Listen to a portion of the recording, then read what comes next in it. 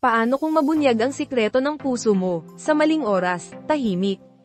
Nasaksi si Jae-il sa unti-unting paglalapit ni na Do-won at Yi-young, mga ngiti, sabay na hakbang, at saglit na lambingan, pero... Sa ospital, isang misteryosong tinig ang sumirer sa sandali. Kinabahan si Yi-young. Baka nakita sila ni Namkyung, tumaas ang tensyon. Si Namkyung, tila may alam. Si Yi-young, nataranta.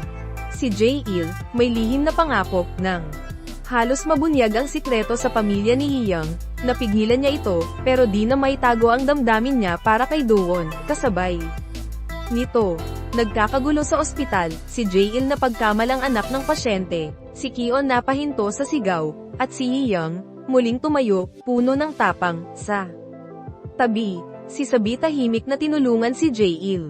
Walang salita, pero may kilig. Kinabukasan, biglang hawak ni Jae-il ang kanyang kamay, gusto niya ba ako? Tanong ni Sabi, habang kumakabog ang puso, abangan. Ang susunod na episode, mas intense, mas emosyonal, mas nakakakilig.